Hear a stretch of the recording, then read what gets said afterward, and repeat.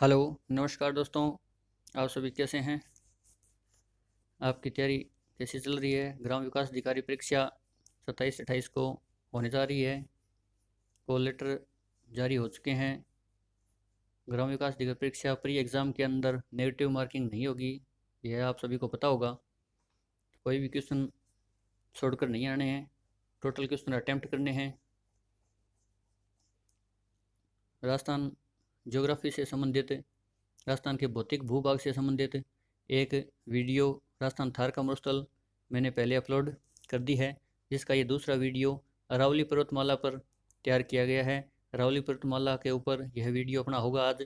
पीछे जो मैटर, पिछली वीडियो में जो मैटर मैंने करवाया था, वो आपने यदि नहीं देखा है तो मेरे यूट्यूब चैनल पर आप जाकर प्ले लिस्ट में जाकर चेक कर सकते हैं। MK जोशी ऑनलाइन स्टडी पर इस पुराने वीडियो की जो लिंक है वो आपको इस वीडियो के डिस्क्रिप्शन में मिल जाएगी। जल्दी से उसको, पिछले वाले मैटर को थोड़ा सा रिपीट कर लेते हैं अपने। राजस्थान के भौतिक भूभागों को मुख्य रूप से 4 भागों में बांटा गया है, जिसके अंदर पश्चिम मरुस्थल है, अरावली प्रदेश है, पूर्वी मैदानी भाग है, दक्षिण पूर्वी पठारी प्रदेश है। सर्वाधिक जनसंख्या वाला जो भूभाग है वह पश्चिम मरुस्थल प्रदेश है।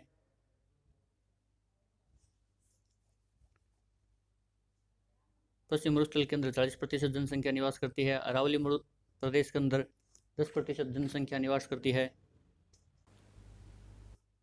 पूरी मैदानी प्रदेश में 39% जनसंख्या निवास करती है। दक्षिण पूर्वी पठार के अंदर जनसंख्या 11% निवास करती है। यह सभी टोटल टॉपिक कंप्लीट हो जाएंगे तब लास्ट में एकदम टेबल बनाकर एकदम अच्छे से समझा दूंगा मैं इसमें क्या मैटर है, कौन सी क्षेत्र में कितनी जनसंख्या निवास करती है, कौन सी जाति निवास करती है, कौन से वन हैं, कितनी जनसंख्या है, सबकी अलग अलग एक समरी तैयार करूँगा टोटल, जो आपको काम आएगी।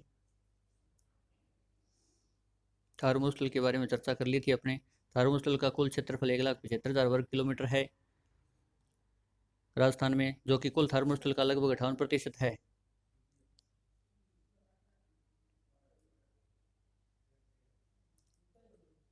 थारू मरुस्थल पश्चिमी राजस्थान अपना इस प्रकार है, आपको मैप में दिखा दिया था। थारू मरुस्थल 33 महासागर का अवशेष है।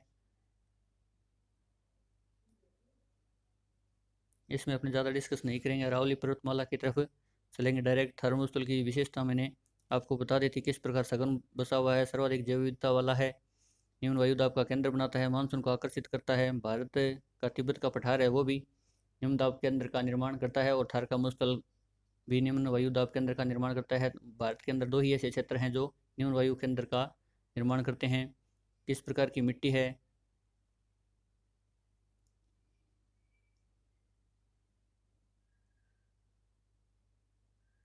शुष्क मरुस्थल, अर्धशुष्क मरुस्थल, मरु त्रिकोण,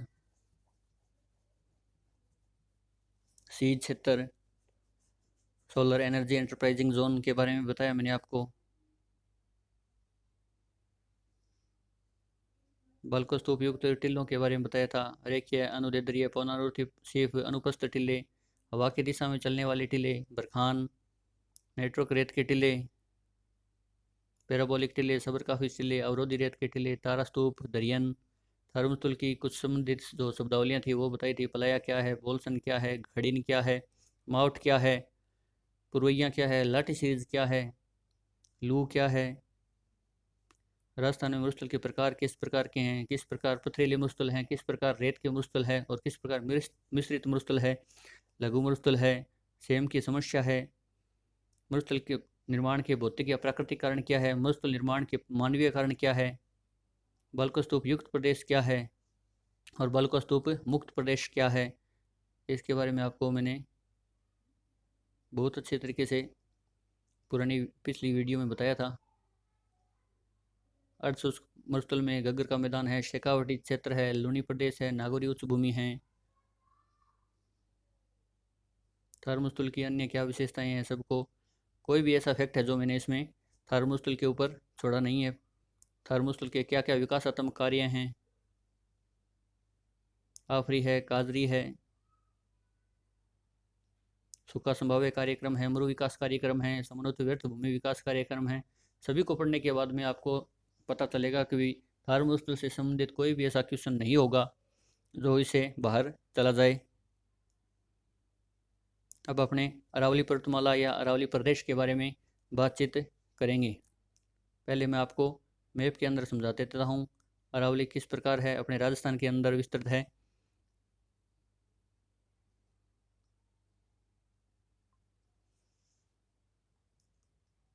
अरावली लगभग बीचों बीच है, जो राजस्थान के 10 जिलों में से गुजरती है। इसमें दिखा रखा है जैसे मैप में, उदयपुर है, सिरोही है, राजसमंद है, अजमेर है, जयपुर है, सीकर है, झुंझुनू है। इस प्रकार ये 10 जिले हैं।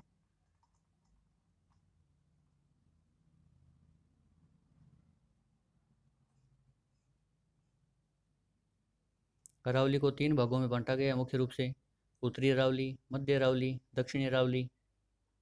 उत्तरी अरावली में कौन कौन से जिले हैं, मध्य अरावली में कौन कौन से जिले हैं, दक्षिण अरावली में कौन कौन से जिले हैं, इस प्रकार से क्वेश्चन हमें पूछे जा सकते हैं। उत्तर में जैसे माने तो अपने अलवर, जयपुर, दौसा, सीकर, झुंझुनू, मध्य के अंदर अजमेर, दक्षिण में सिरोही, उदयपुर, डूंगरपुर, राजसमंद 4 जिले आते हैं।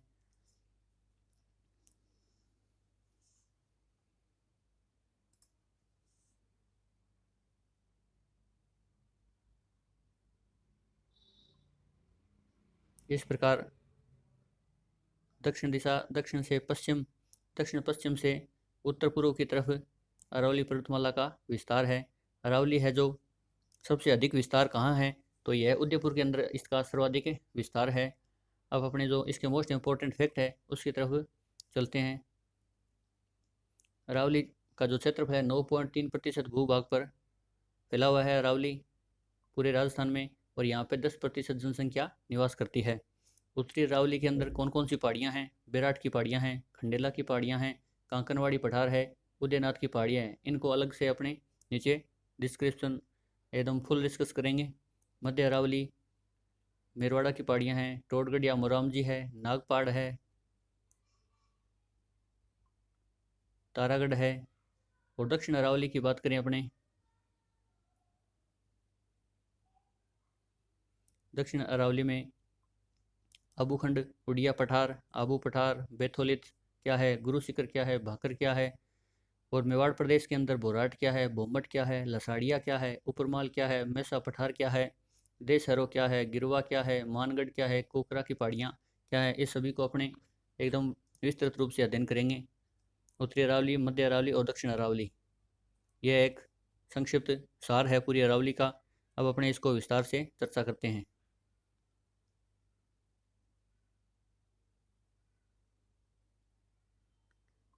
मुख्य विवरण क्या है अरावली का? अरावली पर्वतमाला विश्व की प्राचीनतम वलित या मोड़दार पर्वतमाला है, फोल्ड माउंटेन है, सबसे प्राचीनतम है अरावली। अरावली का निर्माण प्री कैम्ब्रियन काल में हुआ था, किंतु यह वर्तमान में अवशिष्ट पर्वतमाला के रूप में है। अवशिष्ट क्यों है? अरावली की जो ऊंचाई है वर्तमान में बहुत कम रह गई है। इसकी औसतन ऊंचाई है जो 930 मीटर ऊंचाई ही बाकी बची है।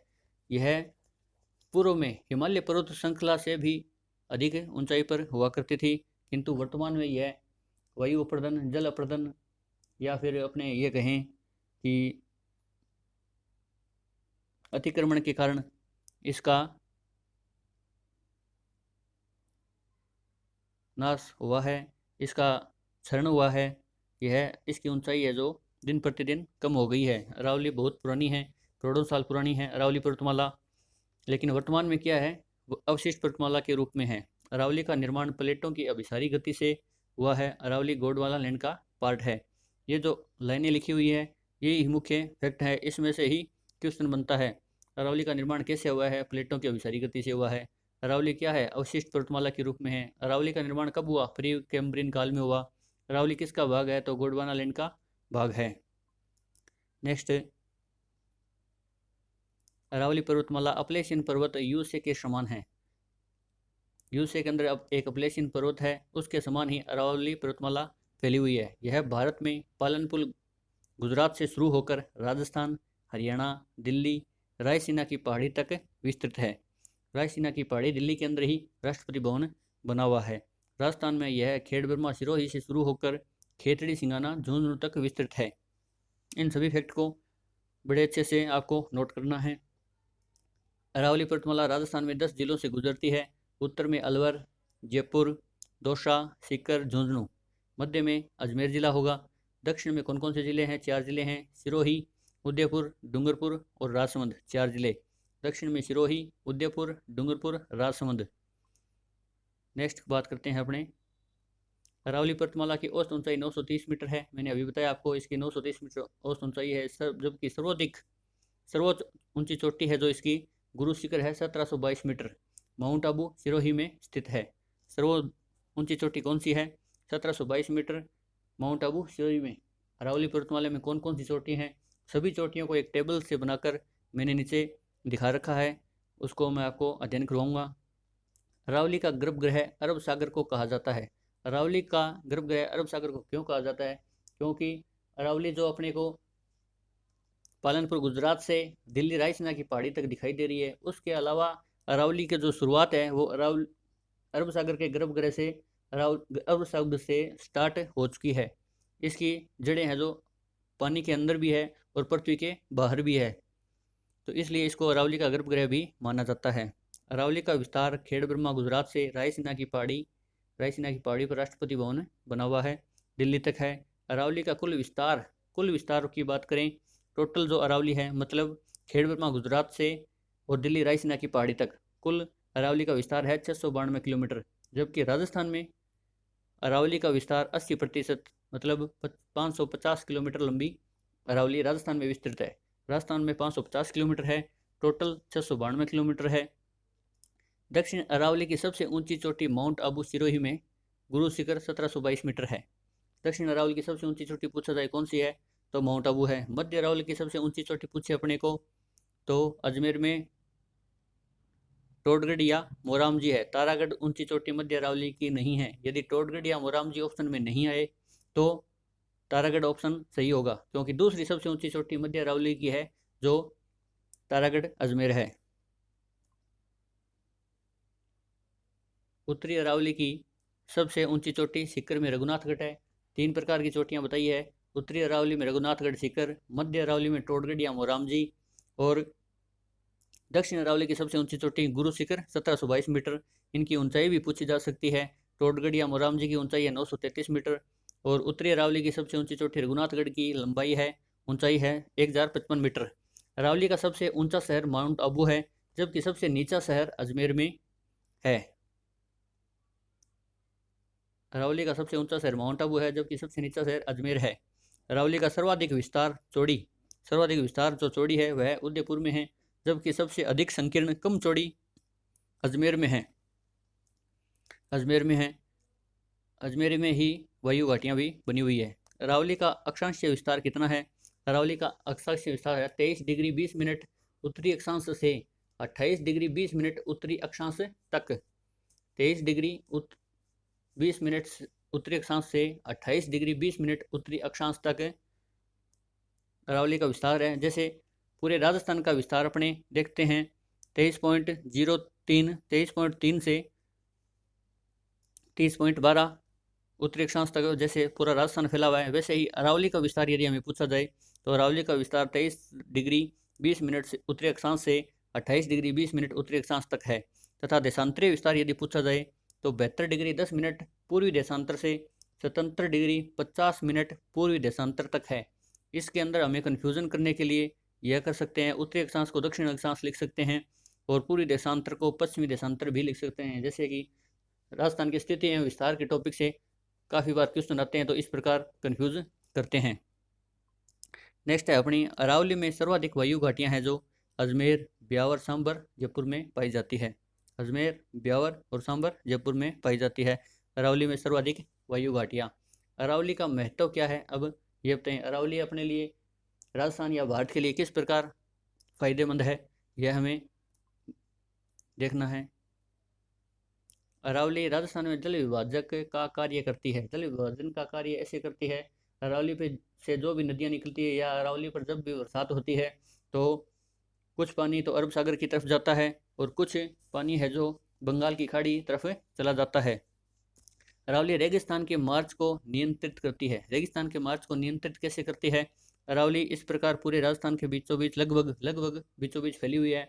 इधर से रेगिस्तान का मार्च, रेगिस्तान का टिल्लों का स्थानांतरण होना, एक स्थान से दूसरे स्थान पर स्थानांतरण होने को, इस स्थानांतरण को यह अरावली है जो रोकती है, जिसके कारण इसको रेगिस्तान के मार्च को यह रोकती है अरावली। राज्य की अधिकांश नदियों का उद्गम अरावली से होता है। राज्य की अधिकांश नदियों का उद्गम अरावली से होता है। कौन कौन सी नदियों का उद्गम होता है यह भी मैंने टेबल बना के नीचे एकदम आपको अच्छी तरीके से समझाया हुआ है, उस पर चलेंगे अपने।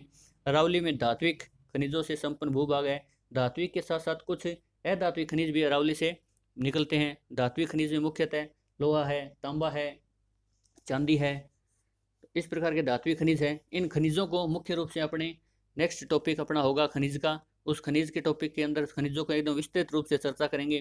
कौन सा खनिज किस खान से निकलता है, जैसे लोहा का खनिज है, मोरिजा बानोला जयपुर की खान है, उसमें से लोहा निकलता है। निमला रायसेला दौसा है। इस प्रकार जो भी जैसे भी जितने भी खाने हैं, इसमें अभी एक एक टॉपिक को सभी को इसके अंदर यदि डिस्कस करने लगेंगे तो ये है जो अरावली का टॉपिक है उसमें कुछ मैटर छूट जाएगा, इसलिए इसमें केवल अरावली के टॉपिक को मैंने कवर किया है। नेक्स्ट टॉपिक खनिज होगा। खनिज के अंदर विस्तृत चर्चा करेंगे अपने। अरावली पर्वतमाला के गर्भ में सर्वाधिक क्वार्टजाइट चट्टान पाई जाती है, जिसमें 3 तत्व होते हैं। क्वार्टजाइट चट्टान जो किन से मिलकर बनी है? ग्रेनाइट से, नीस से और शिस्ट से, जिसके अंदर सर्वाधिक मात्रा में ग्रेनाइट पाया जाता है। ग्रेनाइट मेग्मा से बनता है और बेसाल्ट चट्टानें हैं जो लावा से बनती है। बेसाल्ट चट्टानें लावा से बनती है। जो हाड़ौती के पठार की जो चट्टानें हैं उसमें भी अपने डिस्कस करेंगे हाड़ौती के पठार में। लेकिन यहाँ पे जो मुख्य बात है वो आपको साथ में बता देता हूँ कि जो लावा से निर्मित चट्टानें हैं, जो काली चट्टानें हैं, वह हाड़ौती के पठार के अंदर फैली हुई है। हाड़ौती के पठार में जो भी चट्टानें निर्मित हुई हैं वो सभी चट्टानें लावा से निर्मित है। और मेग्मा से निर्मित है जो अरावली की चट्टानें हैं। मेग्मा से निर्मित ग्रेनाइट होता है। मेग्मा क्या है और लावा क्या है? लावा जो ज्वालामुखी, जिन क्षेत्रों में ज्वालामुखी होता है, ज्वालामुखी ऊपर बाहर निकल जाता है, वह तो लावा होता है। और जो गर्म ज्वालामुखी है वो जमीन के अंदर ही, भूमि के अंदर ही शांत हो जाता है, वह मेग्मा होता है। जैसे यह पृथ्वी है, पृथ्वी के नीचे ज्वालामुखी जब निकलता है बाहर, पृथ्वी के बाहर, तो उसके साथ में गर्म राख, कंकड़, पत्थर ये सभी निकलते हैं। वो निकलते निकलते ये सभी यहाँ पर बाहर चट्टान, उसके ये उसको लावा बोलते हैं। इस लावा से जो चट्टानें बनती है उसको लावा कहते हैं। और लावा से जो चट्टान बनती है वह बेसाल्ट चट्टान होती है। जबकि नीचे कुछ लावा भी अंदर रह जाता है, ज़मीन के पृथ्वी के भीतर, पृथ्वी के गर्भ में रह जाता है और धीरे धीरे वह शांत हो जाता है, ठंडा हो जाता है। उससे मेग्मा बोलते हैं, उसको मेग्मा बोलते हैं। उस मेग्मा से भी चट्टान बनते हैं। वो चट्टान क्या है? अरावली पर्वतमाला की चट्टानें हैं। और ग्रेनाइट चट्टानों का उसमें निर्माण होता है। नेक्स्ट बात करेंगे अपने। अरावली राज्य में वन्य जीव एवं जैव विविधता से संपन्न है। अरावली राज्य वन्य जीव एवं जैव विविधता से संपन्न है। यहाँ पे काफ़ी वन है और वन्य जीव भी हैं। बंगाल की खाड़ी की मानसूनी वर्षा कराने में सहायक है। नेक्स्ट टॉपिक क्या है? बंगाल की खाड़ी की मानसूनी वर्षा कराने में सहायक है। किस प्रकार सहायक है यह आपको समझाता हूँ मैं मैप के माध्यम से। यह अरावली पर्वतमाला है अपनी। अरावली पर्वतमाला इधर दक्षिण और पूर्व से बंगाल की खाड़ी से जो मानसून उठता है वह हवाएं इधर की ओर आकर्षित होते हैं। इन हवाओं आकर्षित होने से अरावली पर्वतमाला से इनका टकराव होता है और टकराव होने से पूरी राजस्थान, दक्षिण पूरी राजस्थान के अंदर काफ़ी बरसात होती है। हाड़ौती के प्रदेश के अंदर काफ़ी बरसात होती है और काफ़ी क्षेत्र यहाँ पे हरे भरे हैं। यह इसलिए अरावली है जो बंगाल की खाड़ी के मानसून से वर्षा कराने में सहायक है। जबकि अरब सागर का जो मानसून इधर से दक्षिण और पश्चिम से उठता है यह अरावली के सारे आगे निकल जाता है। जबकि बंगाल की खाड़ी का मानसून है जो अरावली से टकराव करके अच्छी बरसात राजस्थान में करता है। नेक्स्ट टॉपिक है अपना इसमें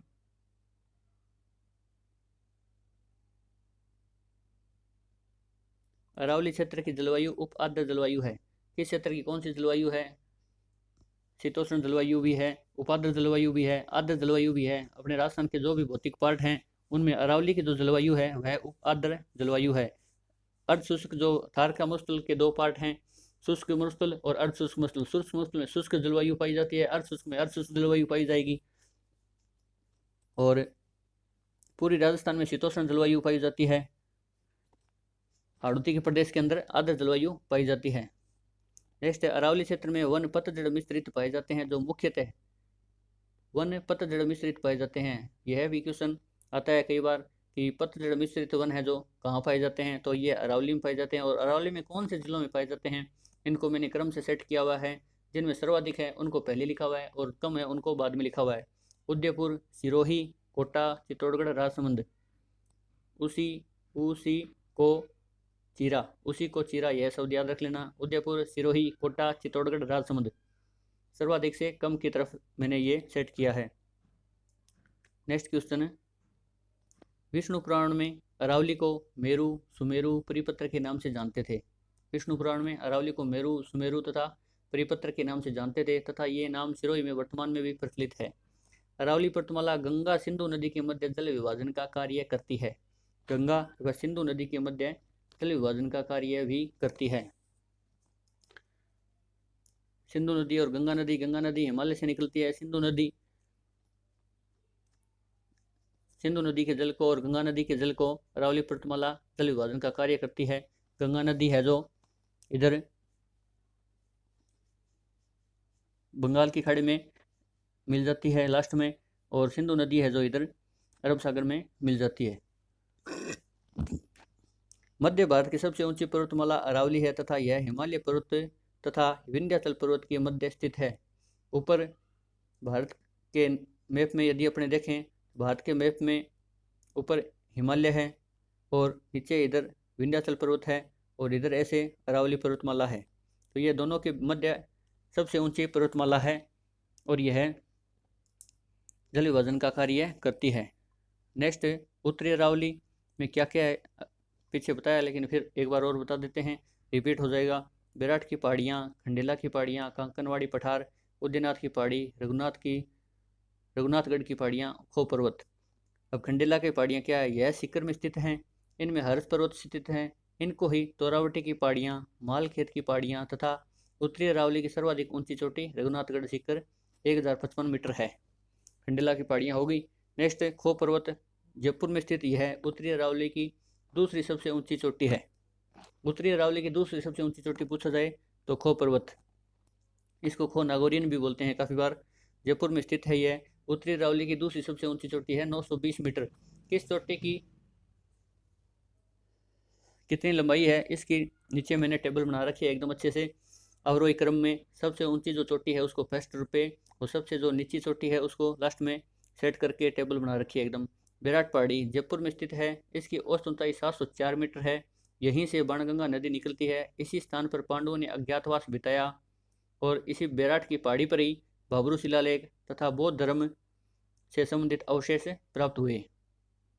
बैराट की पहाड़ी में जयपुर में स्थित है। इसकी औसत ऊंचाई 704 मीटर है। यहीं से बाणगंगा नदी निकलती है। इसी स्थान पर पांडवों ने अज्ञातवास बिताया। भाबरू शिलालेख तथा बौद्ध धर्म से संबंधित अवशेष भी प्राप्त हुए। अब क्वेश्चन कैसे बनेगा, बैराट की पहाड़ी कहाँ स्थित है, जयपुर में स्थित है। इसकी औसत ऊंचाई कितनी है, 704 मीटर है। बाणगंगा नदी कहाँ से निकलती है, बैराट की पहाड़ी से निकलती है। पांडवों ने अज्ञातवास कहाँ बिताया, बैराट की पहाड़ी पर बिताया। भाबरू शिलालेख तथा बौद्ध धर्म का संबंध किस पहाड़ी से है, तो बैराट की पहाड़ी से है। इस प्रकार क्वेश्चन बनेंगे। सभी फैक्ट है जो दिए हुए हैं, प्रत्येक लाइन अपने आप में एक क्वेश्चन है। इनको बार बार रिपीट करो, बार बार सुनो, आपको निश्चित तौर पर सफलता मिलेगी। नेक्स्ट क्वेश्चन है अपना, नेक्स्ट लाइन है, कांकनवाड़ी पठार अलवर। कांकनवाड़ी पठार अलवर में है। इस पठार पर भानगढ़ व कांकनवाड़ी दुर्ग बने हुए। भानगढ़ का दुर्ग कांकनवाड़ी पठार पर बना हुआ है अलवर में।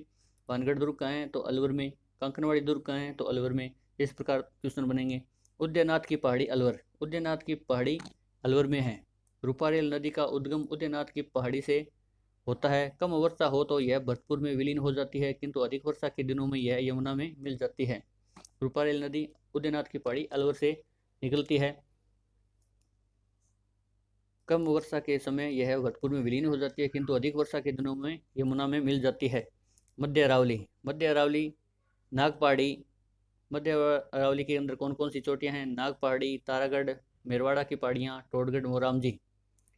अब नागपहाड़ी बताएंगे आपको। नागपहाड़ी अजमेर शहर के चारों ओर स्थित सर्पिलाकार पहाड़ियाँ नागपहाड़ियाँ कहलाती है। अजमेर शहर के चारों ओर स्थित सर्पिलाकार पहाड़ियाँ नागपहाड़ियाँ कहलाती है।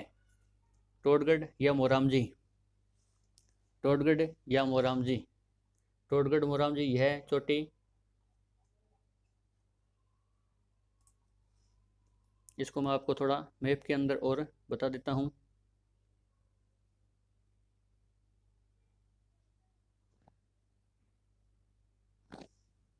मध्य अरावली है, जो मध्य अरावली यहाँ है लगभग, ये मध्य अरावली हो गई। मध्य अरावली में सर्वप्रथम बात करते हैं नाग पहाड़ियों की। नाग पहाड़ियाँ ये अजमेर शहर है, अजमेर शहर की जो चारों तरफ का हिस्सा है, इसमें इस साइड के अंदर जो पश्चिमी हिस्सा है, इसमें लगभग जो पहाड़ियाँ हैं ये सर्पिलाकार पहाड़ियाँ हैं, यह नाग पहाड़ियाँ कहलाती है। ठीक है। टोडगढ़ या मोरामजी यह चोटी मध्य अरावली की सबसे ऊंची चोटी है, 933 मीटर है। इसमें अरावली में यहाँ ऊंची चोटी है। अजमेर के अंदर अरावली की मध्य चोटी है, सबसे ऊंची चोटी है 933 मीटर, टोडगढ़ या मोरामजी। मध्य अरावली की दूसरी सबसे ऊंची चोटी कौन सी है? तारागढ़। यहाँ तारागढ़, यह चोटी 873 मीटर है। तारागढ़ की ऊंचाई 873 मीटर है, टोडगढ़ की 933 मीटर है। दूसरी सबसे ऊंची चोटी है मध्य अरावली की मेरवाड़ा। मेरवाड़ा अजमेर टोंक जिलों को मेर जाति का निवास स्थान होने के कारण मेरवाड़ा कहा जाता था। मध्य अरावली को अजमेर में मेरवाड़ा की पहाड़ियाँ कहते हैं। मध्य अरावली है, इसमें मेरवाड़ा की पहाड़ियाँ कहते हैं अजमेर में। अब बात करेंगे अपने दक्षिण अरावली की।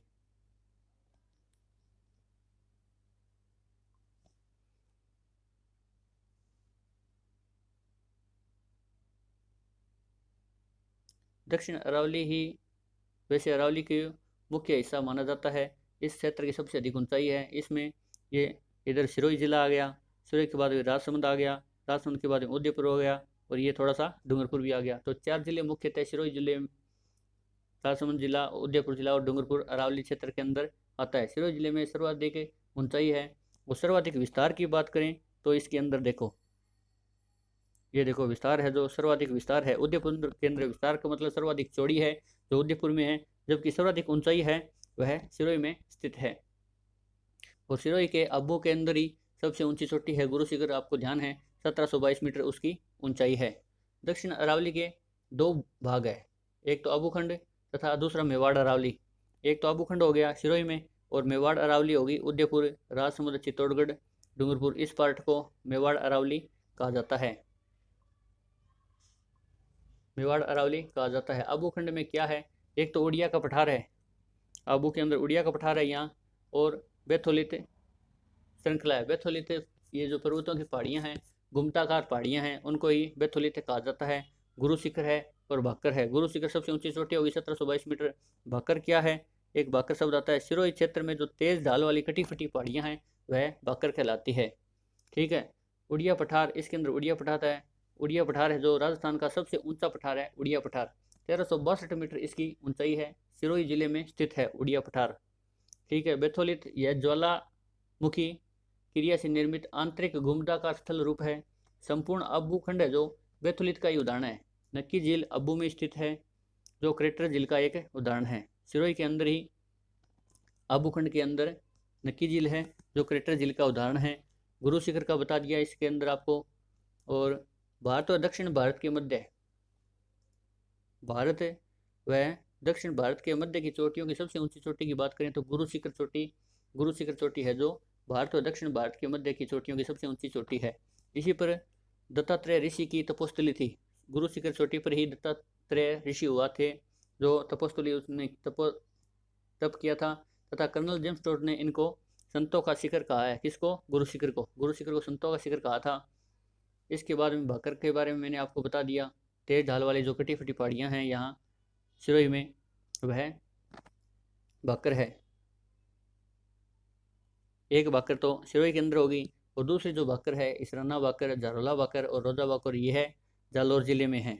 इधर जालौर ज़िले के अंदर भी कुछ अवशिष्ट पहाड़ियाँ हैं, और अरावली का ही है अवशेष वैसे तो। उसके अंदर भी जो पहाड़ियाँ हैं इसराना भाकर, जारोला भाकर, रोजा भाकर, उसकी ऊंची चोटी है इसराना भाकर 839 मीटर, जारोला भाकर और रोजा भाकर, रोजा भाकर है सबसे छोटी है तीनों में से।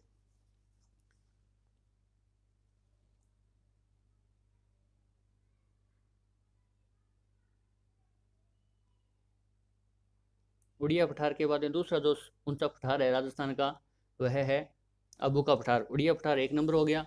दूसरा हो गया अबू का पठार। उड़िया पठार की ऊंचाई है 1362 मीटर, अबू का पठार की ऊंचाई है 1200 मीटर। इसका अबू का पठार का दूसरा नाम एक गुरुमाता पठार भी है। इसके बाद में है भोराट का पठार। भोराट का पठार कहाँ है? यह इधर गोगुंदा उदयपुर से कुमलगढ़ राजसमंद, गोगुंदा उदयपुर से यहाँ कुमलगढ़ राजसमंद तक, कुमलगढ़ राजसमंद तक, इसके बीच में जो ये पठार फैला हुआ है, यह बुराट का पठार है। यह राजस्थान का तीसरा सबसे ऊंचा पठार है बुराट का पठार। तीन पठार बता दिए। उड़िया पठार उड़ता है जो सबसे ऊंचा है 1362 मीटर। अबू का पठार 2 नंबर हो गया 1200 मीटर। तीसरा बुराट का पठार, राजस्थान का तीसरा सबसे ऊंचा पठार बुराट का पठार, गोगुंदा उदयपुर से राजसमंद कुमलगढ़ के बीच में। इसकी ऊंचाई है 1125 मीटर। ठीक है। और भोराट के पठार की सबसे ऊंची चोटी है सायरा, 900 मीटर। भोराट के पठार की सबसे ऊंची चोटी है सायरा, यह उदयपुर में स्थित है। सायरा, सायरा छोटी ऊंची चोटी कहाँ है? तो उदयपुर में ही है।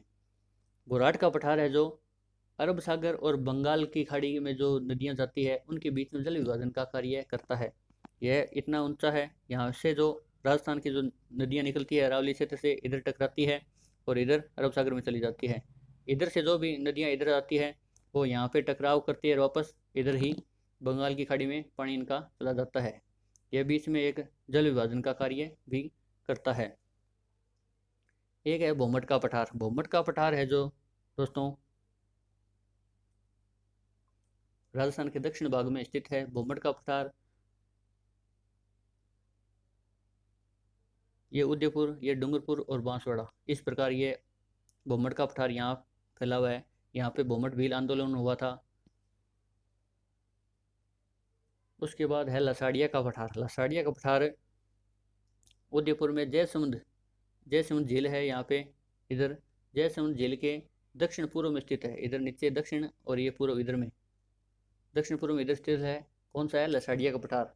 लसाड़िया का पठार, यहाँ पे मेव जाति भी निवास करती थी जिस कारण इसे मेवल भी कहते हैं। उपरमाल का पठार है, उपरमाल का पठार है बिजोलिया भीलवाड़ा से भैंसरोडगढ़ चित्तौड़गढ़, बिजोलिया भीलवाड़ा से भैंसरोडगढ़ चित्तौड़गढ़ तक उपरमाल का पठार।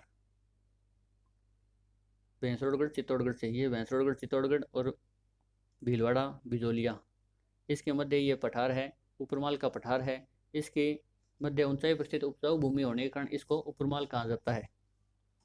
इसके बाद में एक अन्य है मेसा का पठार। मेसा का पठार भी चित्तौड़गढ़ में है। मेठा का पठार भी ये बैथोलिक श्रृंखला से अपर्दित टोपीनुमा पठार है, मेसा पठार कहलाता है। इसके ऊपर ही चित्तौड़गढ़ दुर्ग बना हुआ है। उसके बाद में गिरवा पहाड़ियाँ। गिरवा पहाड़ियाँ है जो ये उदयपुर शहर के चारों ओर, इधर उदयपुर शहर के चारों ओर तस्त्रीनुमा या फिर अर्धचंद्राकार बोलते हैं या प्याले नुमा पहाड़ियाँ बोलते हैं, इनको गिरवा कहते हैं। गिरवा पहाड़ियों की सबसे ऊंची चोटी है सजनगढ़। सजनगढ़ उदयपुर में स्थित है। सजनगढ़ सबसे ऊंची चोटी है 934 मीटर। गिरवा पहाड़ियों की सबसे ऊंची चोटी कौन सी है? तो उदयपुर में सजनगढ़ चोटी है। इसके बाद में बात करते हैं अपने देसरो। देसरो पहाड़ी क्या है? देसरो ये उदयपुर में दो पहाड़ियाँ हैं, रागा और जरगा पहाड़ी।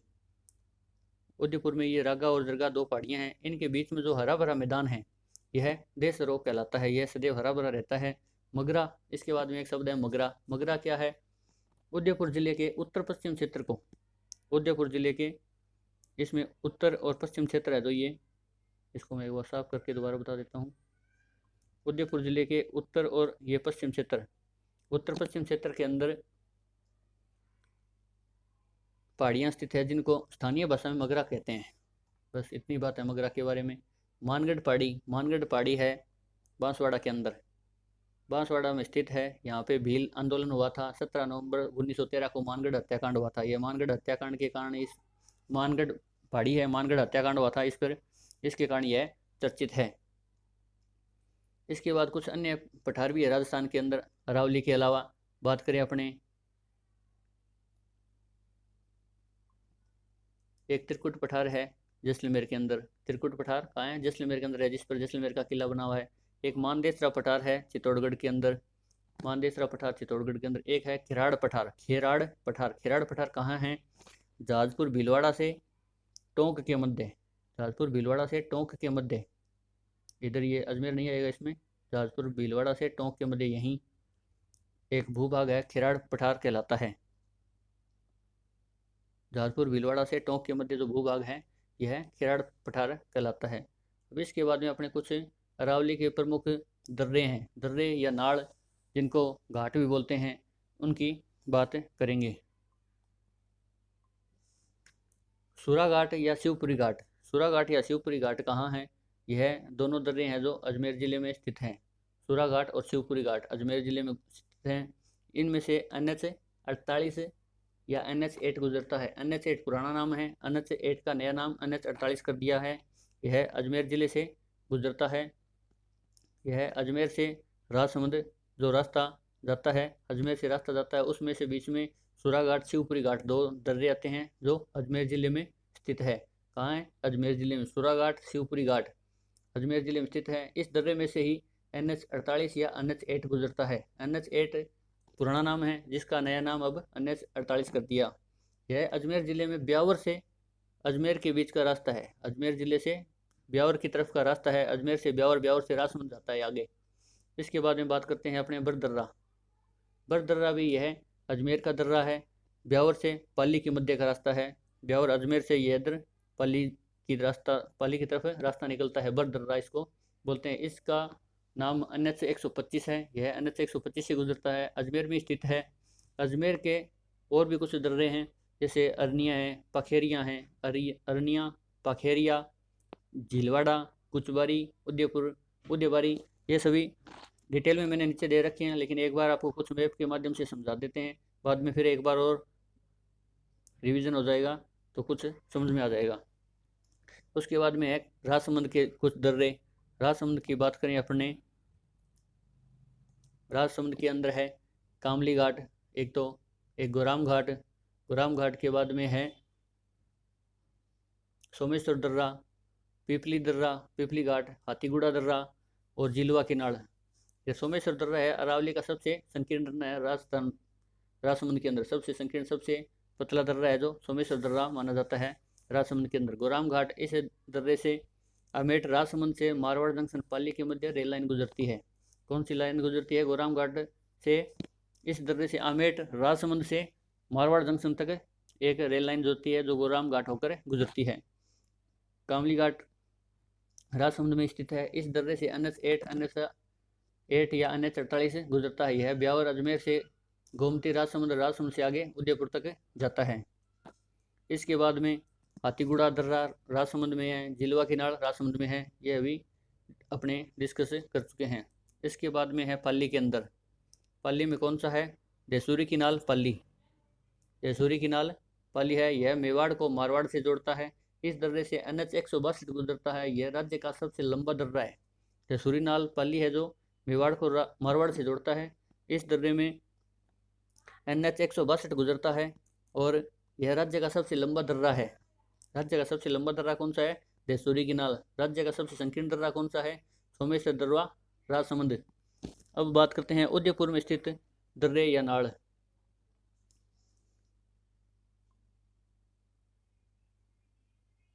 यह उदयपुर जिला है। उदयपुर जिले के अंदर जो दर्रे हैं, नाल हैं, कौन कौन से हैं? एक तो हाथी दर्रा है, देवारी की नाल है, केवड़ा की नाल है, फुलवारी की नाल है। यह ऐसे उदयपुर हो गया अपना, उदयपुर हो गया। ठीक है, हाथी दर्रा कौन सा है? उदयपुर से पिंडवाड़ा सिरोही जाने का रास्ता, उदयपुर से पिंडवाड़ा सिरोही, इधर ऐसे पिंडवाड़ा सिरोही जाने का रास्ता है। ये कौन सा है? हाथी दर्रा। हाथीदर्रा हो गया है उदयपुर से पिंडवाड़ा सिरोही जाने की तरफ। देबारी किनाल है, देबारी किनाल उदयपुर से चित्तौड़गढ़ जाने का रास्ता, उदयपुर से इधर चित्तौड़गढ़ जाने का जो रास्ता है ये कौन सा है, देबारी किनाल।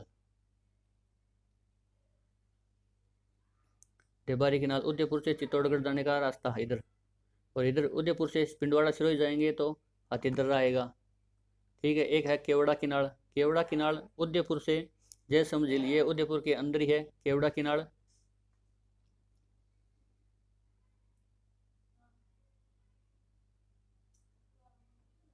केवड़ा किनाल उदयपुर से जयसम झील की तरफ जाते हैं तब यह केवड़ा किनाल आएगा। एक फुलवारी किनाल है, एक उदयपुर से झाड़ोल कोटड़ा, उदयपुर से झाड़ोल कोटड़ा।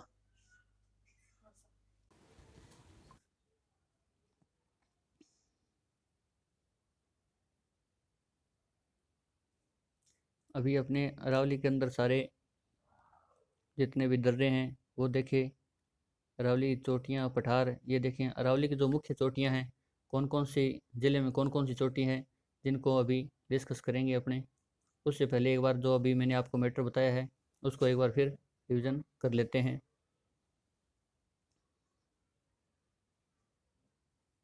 अरावली पर्वतमाला विश्व की प्राचीनतम मुर्दार पर्वतमाला है, ये आपको बता दिया। अरावली निर्माण प्री कैम्ब्रियन काल में हुआ था, किंतु यह वर्तमान में अवशिष्ट पर्वतमाला के रूप में है। अरावली का निर्माण प्लेटों की अभिसारी गति से हुआ। अरावली गोंडवाना लैंड का भाग है। अरावली पर्वतमाला अपलेशियन पर्वत यूसे के समान है। यह पालनपुर गुजरात से शुरू होकर हरियाणा, दिल्ली, राजस्थान की पहाड़ी जिस पर राष्ट्रपति भवन बना हुआ है, राजस्थान में यह खेड़ ब्रह्मा सिरोही से शुरू होकर खेतड़ी सिंगाना झुंझुनू तक विस्तृत है। अरावली पर्वतमाला राजस्थान में 10 जिलों से गुजरती है। उत्तर में कौन कौन से हैं, अलवर, जयपुर, दौसा, सीकर, झुंझुनू। मध्य में अजमेर है। दक्षिण में सिरोही, उदयपुर, डूंगरपुर, राजसमंद है। अरावली पर्वतमाला की औसत ऊंचाई 930 मीटर है। इसका सर्वोच्च ऊंचा चोटी है जो गुरु शिखर है, माउंट आबू सिरोही में स्थित है। अरावली का गर्भगृह अरब सागर को कहा जाता है। अरावली का विस्तार खेड़ ब्रह्मा गुजरात, रायसीना की पहाड़ी, राष्ट्रपति भवन दिल्ली तक है। अरावली का कुल विस्तार 692 किलोमीटर लंबी है, जबकि राजस्थान में यह केवल 550 किलोमीटर लंबी है। दक्षिण अरावली की सबसे ऊंची चोटी माउंट आबू सिरोही है।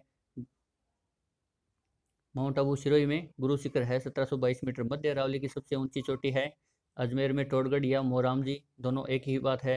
उत्तरी अरावली की सबसे ऊंची चोटी रघुनाथगढ़ शिखर 1055 मीटर है। अरावली का सबसे ऊंचा शहर माउंट आबू है, सबसे नीचा शहर अजमेर में है। अरावली का सर्वाधिक विस्तार चौड़ी उदयपुर में है, जबकि सबसे अधिक संकीर्ण कम चौड़ी अजमेर में है। अरावली का अक्षांशीय विस्तार कितना है, 23 डिग्री 20 मिनट उत्तरी अक्षांश से 28 डिग्री 20 मिनट उत्तरी अक्षांश तक।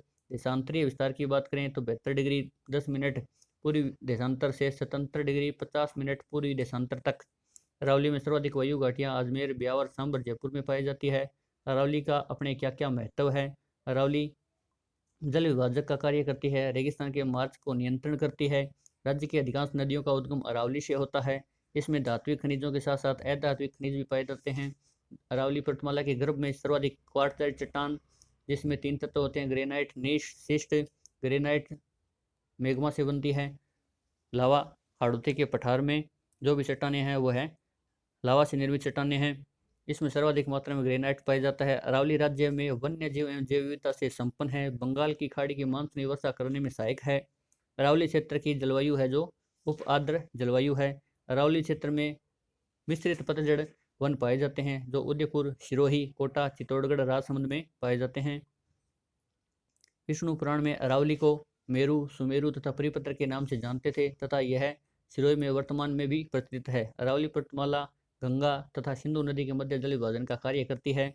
मध्य भारत की सबसे ऊंची पर्वतमाला अरावली है। यह हिमालय पर्वत तथा विंध्याचल पर्वत के मध्य स्थित है। उत्तरी अरावली में कौन कौन सी पहाड़ियाँ हैं आपने देखी, बेराट की पहाड़ियाँ, खंडेला की पहाड़ियाँ, कंकनवाड़ी पठार, उदयनाथ की पहाड़ी, रघुनाथ की पहाड़ी या खो पर्वत। खंडेला की पहाड़ियाँ यह शिखर की सबसे शिखर में स्थित है। हर्ष पर्वत इसमें स्थित है। इनको ही तोरावटी की पहाड़ियाँ, मालखेत की पहाड़ियाँ तथा उत्तरी अरावली की सर्वाधिक ऊंची चोटी रघुनाथगढ़ शिखर है 1055 मीटर। खो पर्वत जयपुर में स्थित है। उत्तरी अरावली की दूसरी सबसे ऊंची चोटी 920 मीटर खो पर्वत है। विराट पहाड़ी जयपुर में स्थित है। इसकी औसत ऊंचाई 704 मीटर है। यहीं से बाणगंगा नदी निकलती है। यही स्थान पर पांडवों द्वारा अज्ञातवास बिताया गया बाबरू शिलालेख बौद्ध धर्म कहाँ है, तो विराट पहाड़ी में है। नेक्स्ट है कंकनवाड़ी पठार अलवर में है।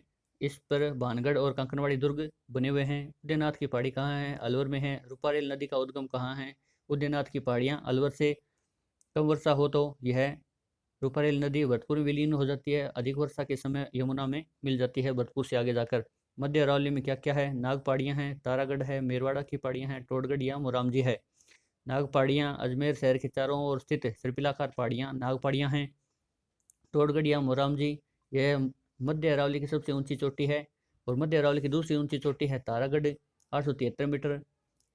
मेरवाड़ा अजमेर टोंक जिलों को मेर जाति का निवास स्थान होने के कारण मेरवाड़ा कहा जाता है। यह मध्य अरावली को अजमेर में मेरवाड़ा की पहाड़ियाँ कहते हैं, मेर अजमेर।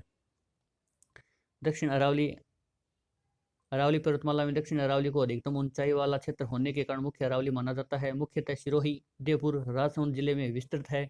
सिरोही जिले में सर्वाधिक अरावली की ऊंचाई है, जबकि सर्वाधिक विस्तार उदयपुर जिले में है। दक्षिण अरावली के दो भाग हैं, आबूखंड तथा मेवाड़ अरावली। आबूखंड में क्या क्या है, आबूखंड में उड़िया पठार है, बैथोलित है, गुरु शिखर है, बाकर है। उड़िया पठार यह राजस्थान का सबसे ऊंचा पठार 1362 मीटर है, सिरोही में स्थित है उड़िया पठार। दूसरा आबू का पठार है और तीसरा बोराट का पठार है। बेथोलित क्या है, यह ज्वालामुखी क्रिया से निर्मित आंतरिक गुम्फदाकार स्थल रूप है। संपूर्ण आबूखंड बेथोलित का उदाहरण है। नक्की झील आबू में स्थित है, यह क्रेटर झील का उदाहरण है। गुरु शिखर यह अरावली की सबसे ऊंची चोटी 1722 मीटर है। उत्तर भारत व दक्षिण भारत के मध्य की चोटियों में सबसे ऊंची चोटी है। इसी पर दत्तात्रेय ऋषि की तपोस्थली थी तथा कर्नल जेम्स टोड ने इसे संतों का शिखर कहा है। भाकर सिरोही के अंदर तेज ढाल वाली कटी फटी पहाड़ियाँ भाकर कहलाती है। इंसराना भाकर, जारोला भाकर, रोजा भाकर जालोर जिले में स्थित है। मेवाड़ अरावली में क्या क्या है, मुख्य पठार इसके उड़िया, आबू पठार, बोराट, बोमट, लसाड़िया, उमरपाल, यामेसा पठार। मुख्य पहाड़ियाँ हैं इसकी देसहरो, गिरवा, मगरा, मानगढ़। उड़िया पठार राजस्थान का सबसे ऊंचा पठार है, सिरोही में स्थित है। आबू पठार राजस्थान का दूसरा सबसे ऊंचा पठार है, 1200 मीटर है इसकी ऊंचाई। इसका आबू पठार का अन्य नाम क्या है, गुरु माथा पठार। बोराट का पठार गोगुंदा उदयपुर से कुंभलगढ़ राजसमंद के मध्य स्थित पठार बोराट का पठार कहलाता है। राजस्थान का तीसरा सबसे ऊंचा पठार है जिसकी ऊंचाई 1125 मीटर है। इसकी सबसे ऊंची चोटी कौन सी है, सायरा, उदयपुर के अंदर स्थित है। बोराट के पठार की सबसे ऊंची चोटी सायरा। यह पठार अरब सागर तथा बंगाल की खाड़ी में गिरने वाली नदियों के मध्य जल विभाजन का कार्य भी करता है। बोमट का पठार उदयपुर, डूंगरपुर, बांसवाड़ा जिलों में स्थित यह बोमट भील आंदोलन हेतु प्रसिद्ध हुआ था। लसाड़िया पठार जयसमुंद से दक्षिण पूर्व में स्थित यह राजस्थान का सबसे ऊंचा नीचा पठार उबड़ खाबड़ पठार है। यहाँ मेव जाति का निवास होने के कारण इसे मेवल भी कहते हैं। उपरमाल का पठार बिजोलिया भीलवाड़ा से भैंसरोडगढ़ चित्तौड़गढ़ के मध्य ऊंचाई पर स्थित उपजाऊ भूमि प्रदेश उपरमाल पठार कहलाती है। मेसा का पठार क्या है, मेसा का पठार बेथोलित जो गुम्बदाकार श्रेणी होती है, गुम्बदाकार पहाड़ियाँ होती है, उसको बेथोलित कहा जाता है। यही मेसा का पठार का भी उदाहरण है। टोपीनुमा पठार मेसा पठार है, इसी पर चित्तौड़गढ़ दुर्ग बना हुआ है। गिरवा पहाड़ियाँ क्या है, उदयपुर शहर के चारों ओर स्थित प्याले के आकार की पहाड़ियाँ या तस्तरीनुमा पहाड़ी की श्रृंखला गिरवा कहलाती है। इसकी सबसे ऊंची चोटी सजनगढ़ है। गिरवा पहाड़ियों की सबसे ऊंची चोटी सजनगढ़ है, 934 मीटर इनकी ऊंचाई है। गिरवा पहाड़ियों में सबसे ऊंची चोटी कौन सी है, सजनगढ़। यह सजनगढ़ कहाँ है, उदयपुर में स्थित है। देसरो पहाड़ी उदयपुर में राजा रागा व जरगा पहाड़ी के मध्य स्थित स्तेव हरा भरा रहने वाला क्षेत्र देसरो कहलाता है। ये मोस्ट इंपॉर्टेंट फैक्ट है, इनको ध्यान से पढ़ो और इनको स्पेशल बार बार रिपीट करोगे तभी इन फैक्ट को याद कर सकोगे। मगरा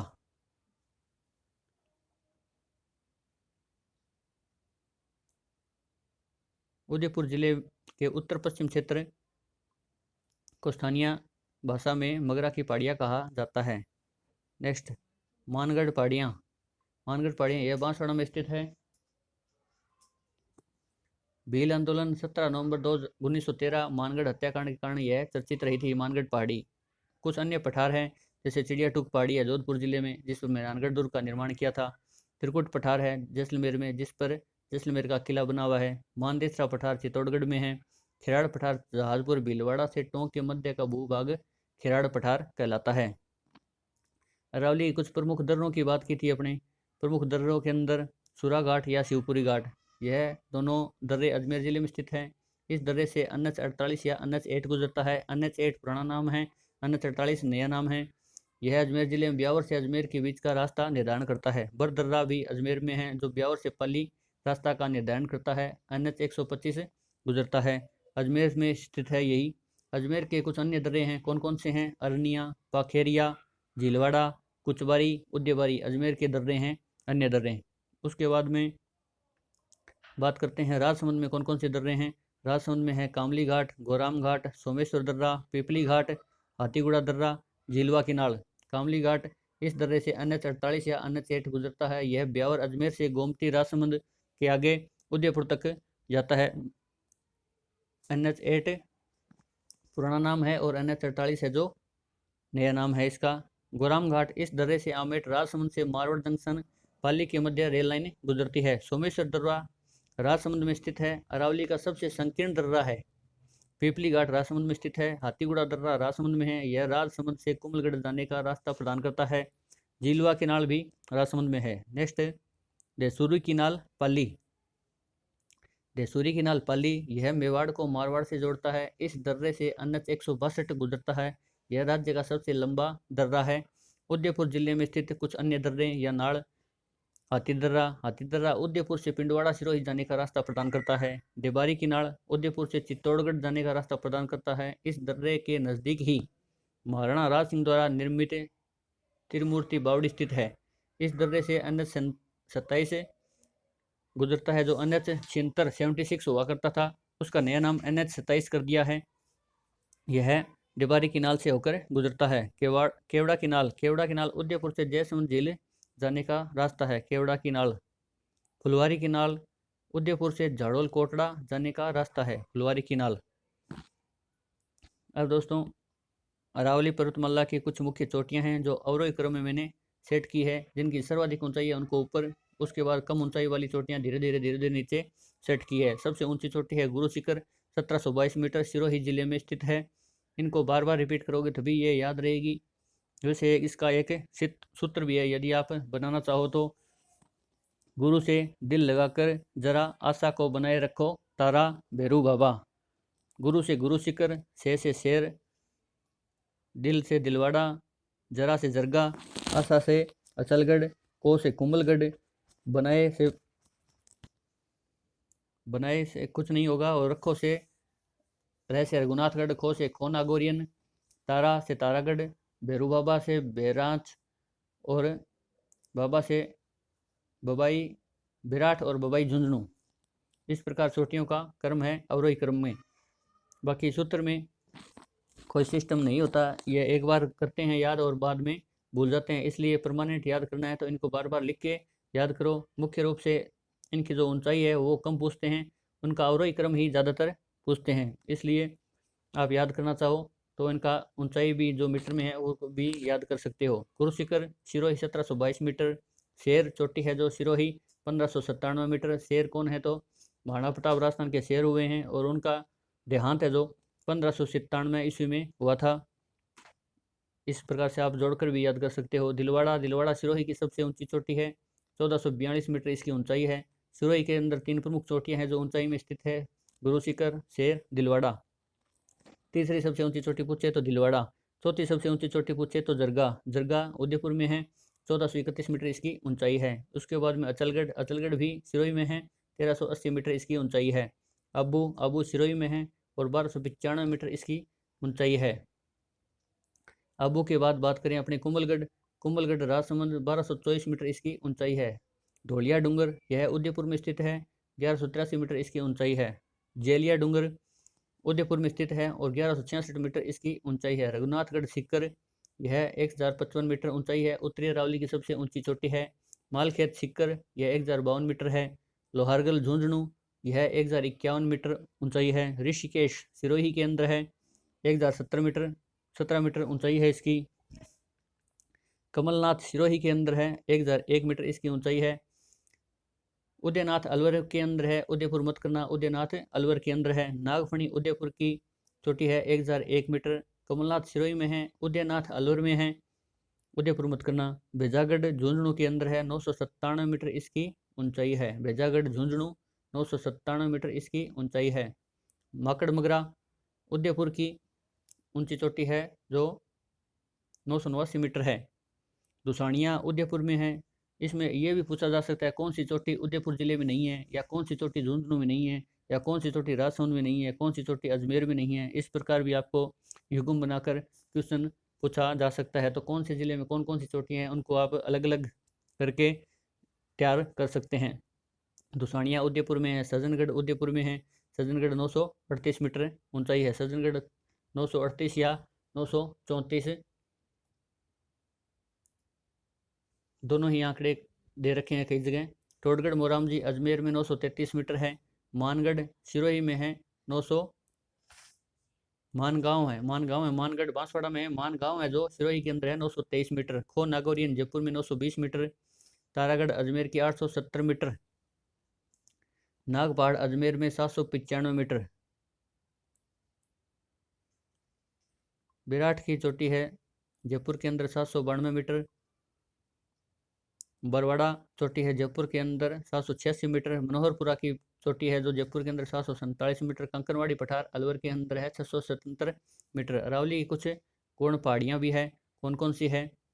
उदयपुर के अंदर रग्गा की पहाड़ी, जरगा की पहाड़ी, गोगुंदा की पहाड़ी, गिरवा की पहाड़ियाँ, बिछमेड़ा की पहाड़ियाँ, इन सभी को अलग अलग वैसे अपने डिस्कस कर चुके हैं कौन सी क्या है।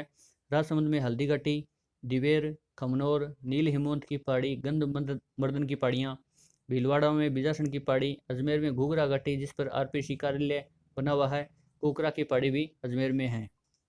नेक्स्ट सीकर के अंदर खंडला की पहाड़ियाँ, तोरावटी की पहाड़ियाँ, उदयपुर वाटी, हर्ष की पहाड़ी। दोस्तों हर्ष की पहाड़ी के बारे में आपको अलग से बता देता हूँ। हर्ष की पहाड़ी सीकर में है। हर्षनाथ की पहाड़ी की बात करें तो अलवर में है। और हर्षत माता का मंदिर है जो दौसा में है। हर्ष की पहाड़ी सीकर में, हर्षनाथ की पहाड़ी अलवर में, हर्षत माता का मंदिर दौसा में है। जीर्ण माता पहाड़ी है जो सीकर में है। अलवर की पहाड़ियाँ हैं उदयनाथ, बेराज। उदयनाथ को उदयपुर मत करना, अलवर ही है। बेराज, हर्षनाथ की पहाड़ी, काली घाटी उदयपुर में है, सॉरी अलवर में है। बिलाली की पहाड़ी अलवर में है। जिंदोली की पहाड़ी अलवर में है। तालवृक्ष अलवर जिला में है। बाला किला की पहाड़ी, सरिस्का की पहाड़ी, भरथरी की पहाड़ी, ये सभी पहाड़ियाँ अलवर जिले में स्थित है। नेक्स्ट जयपुर में कितनी पहाड़ियाँ हैं? जयपुर की चैनपुरा की पहाड़ी, नाहरगढ़ की पहाड़ी, जयगढ़ की पहाड़ी, अचरोल की पहाड़ी, चंदबाजी की पहाड़ी, जालाना की पहाड़ी, सेवर की पहाड़ी, बिजक, भीम, गणेश, बेराट की पहाड़ी, चूलगिरी, मनसा माता की पहाड़ी, जमुआ, रामगढ़ की पहाड़ी। जयपुर में कौन कौन सी पहाड़ी हैं? चैनपुर की पहाड़ी, नाहरगढ़ की पहाड़ी, जयगढ़ की पहाड़ी, अचरोल की पहाड़ी, चंदबाजी की पहाड़ी, जालाना की पहाड़ी, सेवर की पहाड़ी, बिजक की पहाड़ी, भीम पहाड़ी या गणेश पहाड़ी या बेराट पहाड़ी, एक ही बात है। चूलगिरी, मनसा माता की पहाड़ी, जमुआ, रामगढ़ की पहाड़ी, जयपुर। इन सभी को अलग अलग करके जिले वाइज करके आप याद करोगे तो जल्दी याद हो जाएगी। चैनपुरा की पहाड़ी कहाँ है? जयपुर में। नाहरगढ़ की पहाड़ियाँ जयपुर। जयगढ़ की पहाड़ी जयपुर। अचरोल की पहाड़ी जयपुर। चंदबाजी की पहाड़ी जयपुर। ऐसे आपको अलग अलग याद करना पड़ेगा। दौसा, देवगिरी की पहाड़ियाँ दौसा में हैं। झुंझुनू में बबाई या पालखेत की पहाड़ी झुंझुनू में है। मालखेत की पहाड़ियाँ सीकर में हैं और पालखेत की पहाड़ी झुंझुनू में है। नेक्स्ट अरावली पर्वतमाला से निकलने वाली नदियाँ। अरावली पर्वतमाला से नदियाँ कौन कौन सी निकलती हैं? इसका एक सूत्र बना रखा है। बे बना सासू को खालूं। बे से बेड़च या आयड़ नदी, बना से बनास, सा से साबरमती, सू से सूकड़ी, को से कोठारी, खा से खारी, लू से लुणी। अब बेड़च आयड़ नदी का उद्गम स्थल कौन सा है? गोगुंदा की पहाड़ी उदयपुर से। बेड़च आयड़ नदी का उद्गम स्थल कहाँ है? गोगुंदा की पहाड़ी उदयपुर से। अब बेड़च क्यों है, इसका नाम आयड क्यों है, जब नदियों का टॉपिक कराएंगे तो आपको एकदम अच्छे तरीके से बताएंगे कि बेड़च क्यों है और आयड क्यों है। इसका आयड नाम बाद में हो जाता है वैसे, लेकिन कैसे हो जाता है, कहाँ होता है, वो सब आपको नदियाँ पढ़ाएंगे तब करा देंगे। बनास खमनौर की पहाड़ी राजसमंद से निकलती है। साबरमती कोटड़ा पहाड़ी उदयपुर से निकलती है। सूकड़ी सोजत पहाड़ी पाली से निकलती है। कोठारी दिवेर पहाड़ी राजसमंद से निकलती है। खारी बिजरावल की पहाड़ी राजसमंद जिले से निकलती है। और लूणी नाग पहाड़ अजमेर से निकलती है।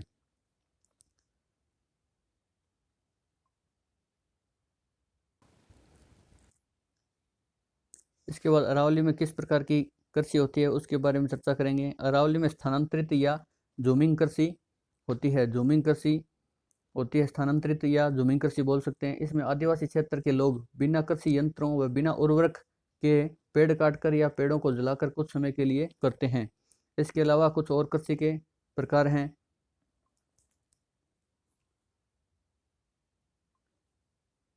अरावली क्षेत्र के कुछ अन्य कृषि के प्रकार है, जैसे वालरा कृषि है, चिमाता कृषि है, दजिया कृषि है या बत्रा कृषि है। ददरा वालरा कृषि खेती कौन करते हैं? ग्रासिया जाति करती है। किस क्षेत्र में होती है? सिरोही क्षेत्र में होती है। अब अरावली के जो पर्वतीय क्षेत्र में कृषि होती है उसको वालरा कहते हैं। वालरा कृषि करते कौन है? ग्रासिया करते हैं। ग्रासिया क्षेत्र कौन से क्षेत्र में है? तो सिरोही क्षेत्र में है। मैदानी अरावली के जो मैदानी क्षेत्र है, जैसे मैदानी क्षेत्र कैसे हुआ? अरावली में तो पर्वतीय पर्वत है, आप सोचोगे मैदानी कैसे हो गया? तो मैदानी ऐसे होता है, ये अरावली है, ये इधर ऊंचाई होगी, फिर नीचा होगा, फिर थोड़ा सा आगे पहाड़ पत्थर होंगे, फिर ऊंचाई होगी, फिर जो बीच में इसे कुछ बीच में इनमें मैदानी भाग बन जाता है, जिसमें जो कृषि करते हैं उसको बोलते हैं चिमाता कृषि। चिमाता कौन करते हैं? भील करते हैं ज़्यादातर। भील कौन से क्षेत्र में करते हैं? तो उदयपुर जिले में करते हैं। नेक्स्ट, दक्षिण अरावली क्षेत्र में कौन सी है, या दक्षिण राजस्थान में कौन सी कृषि है? दक्षिण क्षेत्र, राजस्थान के दक्षिण क्षेत्र की बात है, उसमें कौन सी कृषि होती है? दजिया कृषि। पर्वतीय क्षेत्रों में दजिया कृषि करते कौन है? डामोर जाति करते हैं। डामोर जाति कौन कौन से जिले में है? डूंगरपुर और बांसवाड़ा जिले में है। वैसे ही दक्षिण पूर्वी क्षेत्र के अंदर कौन सी कृषि होती है? पहाड़ी ढालों पर बत्रा कृषि बोलते हैं उसको। बत्रा कृषि कौन करते हैं? तो सहरिया जाति करती है। सहरिया जाति अधिकतर कौन से जिले में है? तो 12 जिले में है। इस प्रकार ये कृषि का टॉपिक है, इसको आप आराम से देखो। अरावली क्षेत्र में किस प्रकार कृषि होती है, और आज का अपना अरावली का चैप्टर है जो कंप्लीट होता है। एक बार फिर से मैं आपको इन जो फैक्ट है उनको दिखा देता हूं, और आपको यदि इसकी पीडीएफ चाहिए तो मेरे व्हाट्सएप नंबर पर संपर्क कर सकते हैं, 9667013474।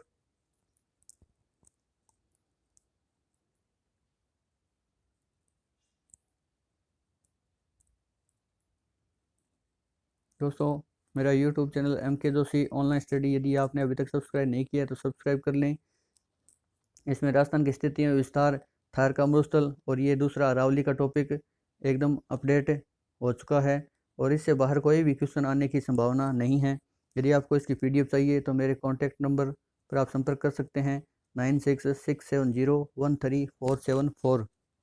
इसके जो मुख्य फैक्ट है मैं आपको एक बार अलग से दिखा देता हूँ। आप इसका स्क्रीनशॉट ले सकते हैं। इसकी पीडीएफ प्राप्त करना चाहे तो पीडीएफ प्राप्त कर सकते हैं।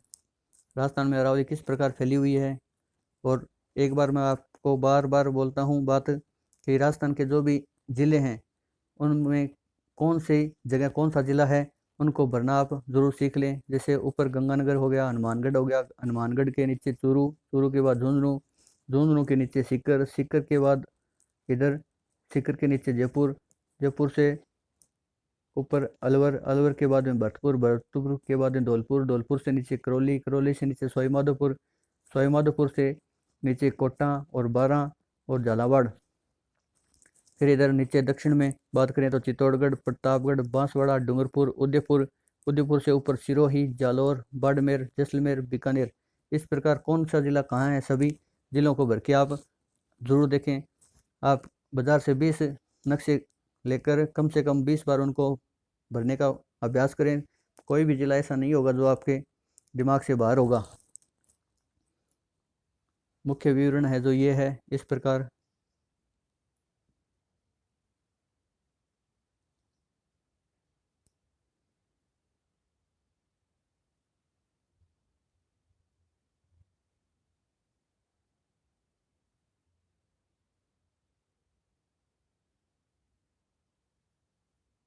अरावली का महत्व क्या है,